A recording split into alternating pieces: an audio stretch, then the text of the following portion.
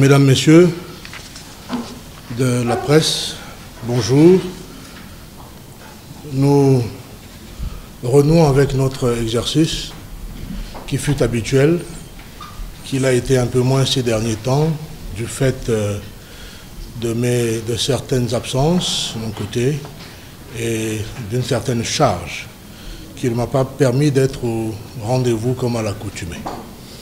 C'est pourquoi j'ai souhaité que nous revenions à cette habitude à travers la conférence de presse de vendredi. Vous le savez, il y a eu beaucoup d'événements dans le pays. Des points de vue, bien entendu, sécuritaires. C'est le point qui capte et attire toute notre attention parce qu'il y a forcément derrière cela de la souffrance. Mais il y a eu aussi d'autres événements, parfois plus heureux, et il ne faut pas qu'on oublie d'en parler parce qu'ils constituent aussi des avancées dans cette litanie de difficultés que notre pays traverse. Tout à l'heure, nous allons, je ne sais pas si vous avez reçu copie de cet ordre du jour. L'avez-vous reçu? Merci. Donc, simplement en guise d'introduction à nos discussions, à nos échanges, je vais évoquer ces différents points qui laisseront, comme d'habitude, la place à vos questions. Avant cela, je voudrais dire à nouveau que vous avez été témoins, comme nous tous, d'une période difficile que nous avons traversée. Cette période,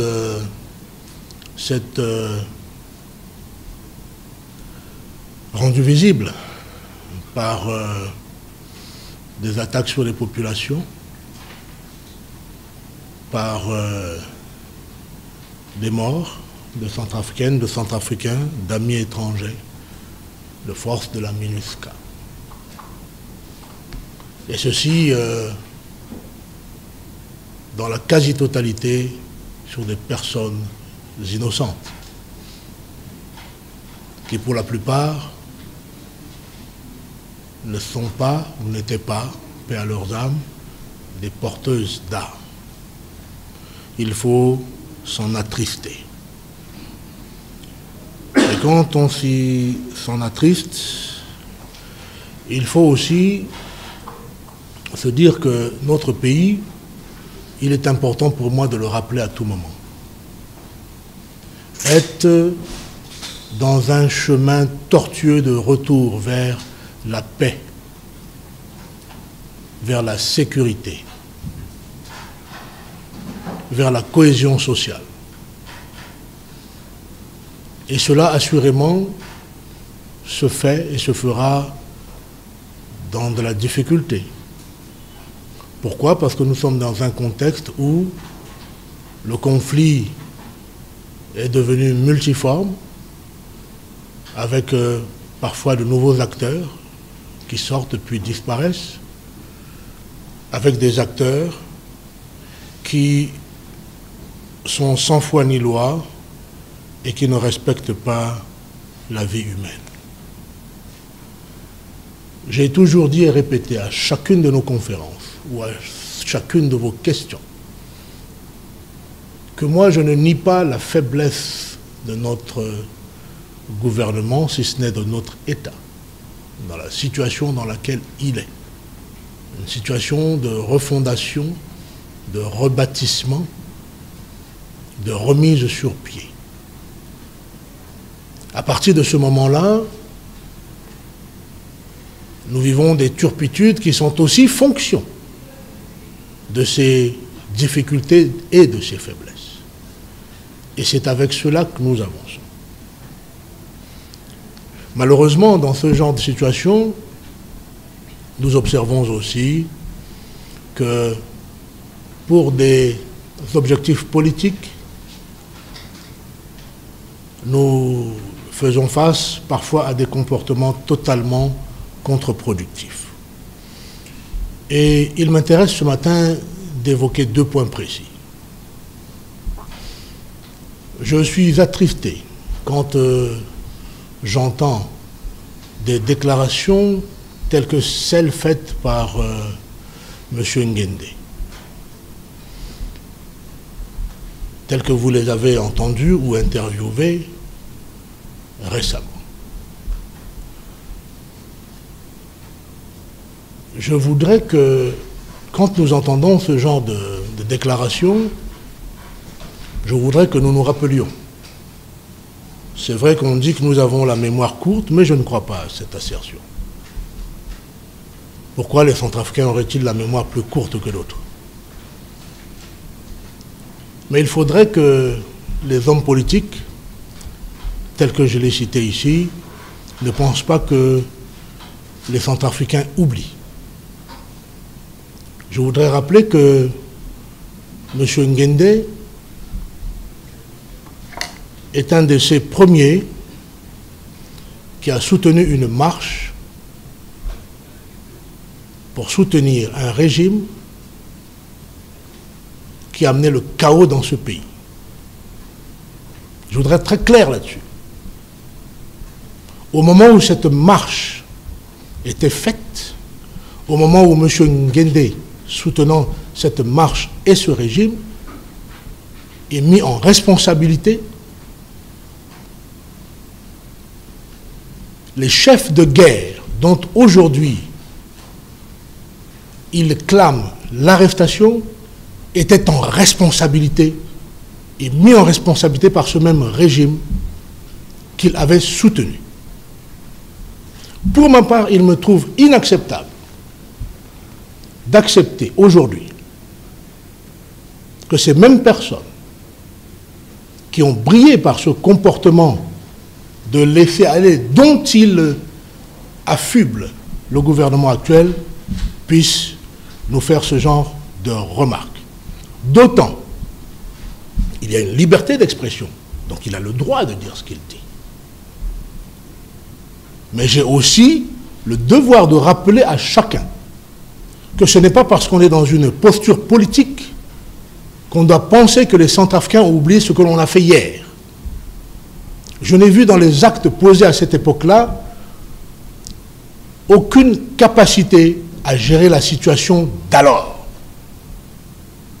dont tout contrôle avait été perdu et qui nous a amené à ce que nous vivons aujourd'hui.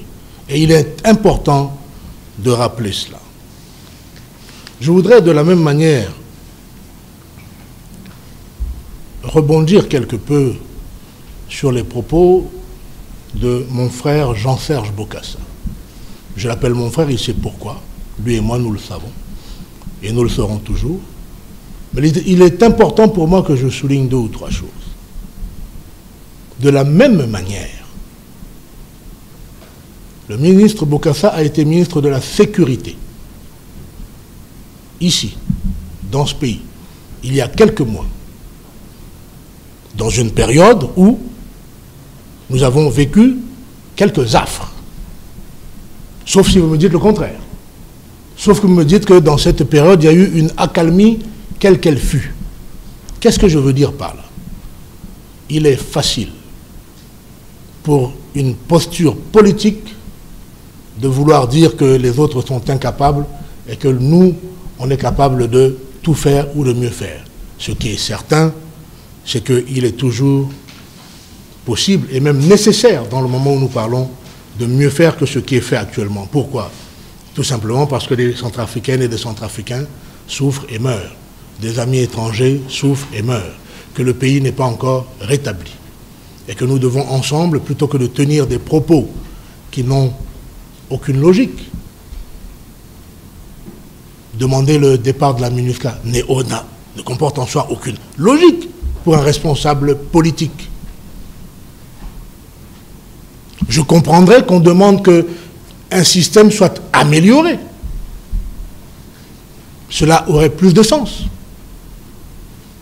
J'ai voulu dire cela, et je le dis au nom du gouvernement. Quand je le dis ainsi, je dis bien, je le dis au nom du gouvernement. Il faut que ce soit clair. Et je voudrais que les Centrafricains entendent et écoutent cela.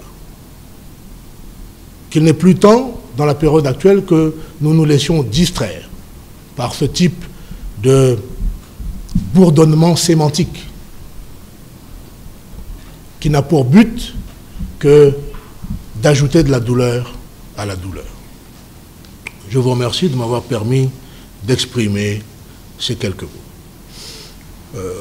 Tout à l'heure, vous allez me poser quelques questions.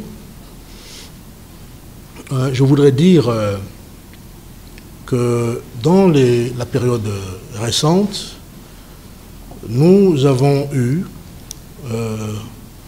en dépit de toute adversité, un certain nombre d'avancées, puisque le gouvernement travaille sur toutes les questions de la nation, un certain nombre d'avancées d'un point de vue de la coopération internationale, des financements internationaux et des différents projets. Parce qu'il ne faut pas qu'on oublie que, pendant qu'avec difficulté certes, nous travaillons à endiguer cette crise, il faut bien que le gouvernement continue de travailler sur les autres points qui permettront la survie de l'État. Il y a eu plusieurs signatures de conventions par notre pays pendant ces dernières semaines ou ces derniers mois. Nous avons eu un appui multiforme de la Banque mondiale avec une mise à disposition d'une enveloppe de 5 milliards de francs CFA destinée à la bonne gouvernance des ressources naturelles et notamment le renforcement des capacités du département des mines et l'élaboration d'un nouveau code minier afin qu'il soit plus attractif encore. Notre pays a bénéficié d'un octroi de 12,5 milliards pour les réformes économiques et d'appui à la consolidation de l'État. La consolidation de l'État, ça comporte aussi la présence de l'État à l'intérieur du pays. Il s'agit spécifiquement d'asseoir une bonne gestion budgétaire et la transparence par l'augmentation des recettes fiscales, l'amélioration de la gestion des salaires, la réduction des recours aux procédures budgétaires extraordinaires et au renforcement de ce même contrôle budgétaire. Et un déboursement de 65 millions de dollars est en cours pour la construction d'un champ solaire. Vous en avez vu, vous avez été témoin du lancement pour certains, et cela par effectivement la Banque mondiale qui vient d'accorder pour sa part un déboursement de 25 millions de dollars au gouvernement centrafricain, le consortium des financements dans ce basket fund étant en train de se finaliser. Il y a eu une allocation de 13 milliards de francs CFA pour soutenir le ministère de l'Éducation. Le ministre de l'Économie et du Plan a signé à cet effet dans le cadre du RCP-CA. Le gouvernement s'est réjoui pendant ces derniers temps de la contribution de la Banque mondiale qui est passée de 500 millions de dollars américains initialement prévus à 600 millions de dollars, soit 300 milliards de francs CFA. Et suite à ces différentes réunions où ont participé nos collègues des finances, mes collègues des finances et de l'économie, cette réunion s'est ponctuée par la signature d'une convention d'allocation de 13 milliards de francs CFA pour soutenir, je l'ai dit tout à l'heure, le département de l'éducation, notamment les trois composantes que sont les infrastructures scolaires, la formation des professeurs sur des méthodes modernes d'éducation et la réforme du système éducatif. Un des points positifs, dernier en date, est celui relatif au lancement du projet de télévision par satellite dans 103 villages, villes et villages de notre pays. Il s'agit ici d'un don du gouvernement chinois, dont l'objectif, il faut que je le rappelle, est de permettre, l'objectif qui s'ancre dans la vision globale de couverture nationale de télé et radio, l'objectif est de permettre à des Centrafricains et des Centrafricains dans 103 villages d'accéder à la télévision par satellite. Alors j'ai entendu ou j'ai lu les sarcasmes sur cette question. Et si les gens n'ont pas la télévision là-bas, pourquoi leur donne-t-on la télévision par satellite?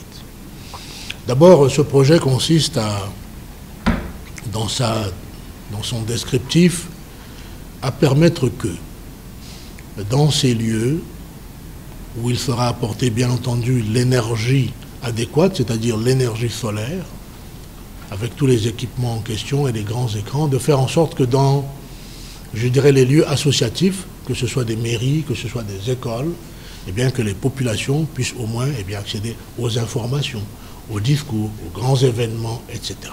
À travers donc cela, d'une manière, j'allais dire, communautaire.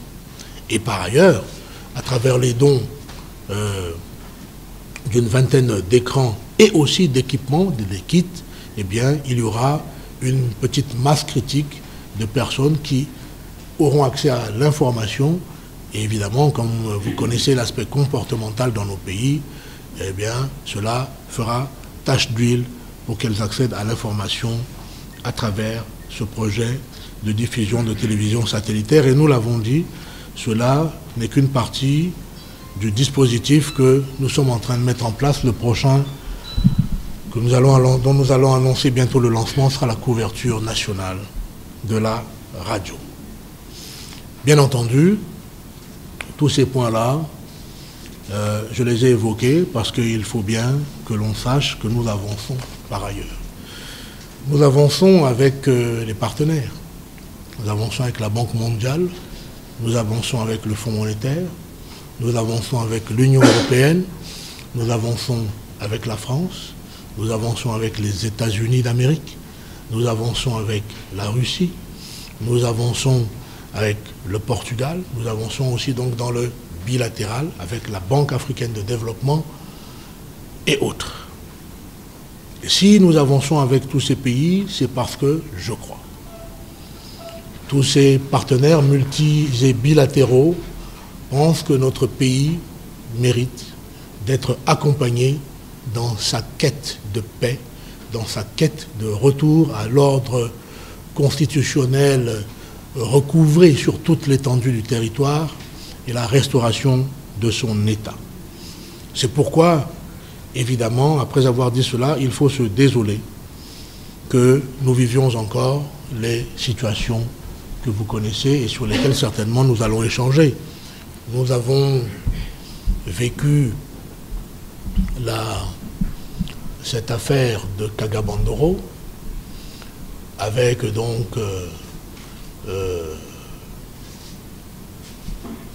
ce groupe armé qui est descendu à Kagabandoro pensant s'allier à d'autres pour descendre à Bangui ou sur Bangui.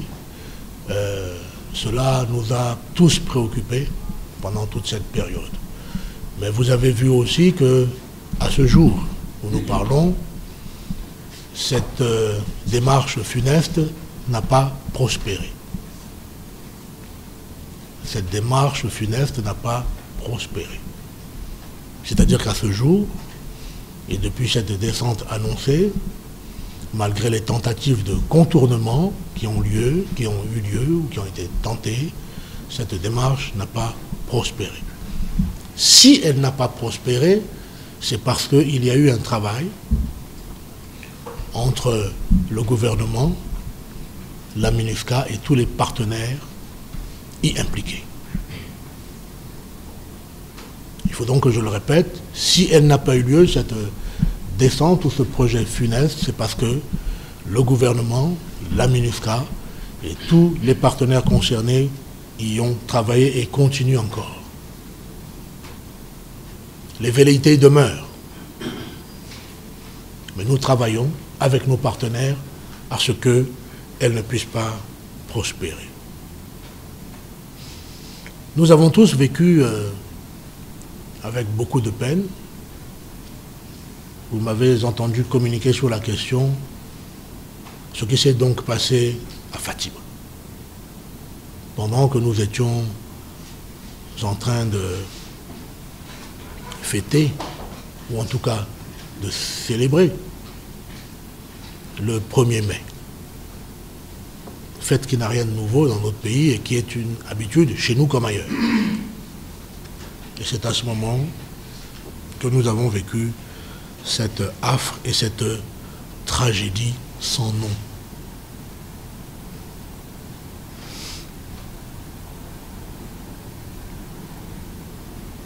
Aujourd'hui, et vous le savez que cela a été suivi de beaucoup d'autres, il y a eu ce que certains ont appelé des tentatives d'incursion au niveau de Yakété, des castors, avec des maisons individuelles brûlées, des morts, une fois encore, à déplorer. Nous avons géré tout cela en liaison avec nos partenaires. Puis est venue Bambari, la question la plus récente, qui aujourd'hui est encore dans notre mire. Au moment où je parle, la situation à Bambari est stabilisée, je dirais. Avant-hier, si hier nous n'avons pas entendu de coup de feu, ou quoi que ce soit sur Bambari, mais avant-hier, il y a eu plusieurs salves, encore.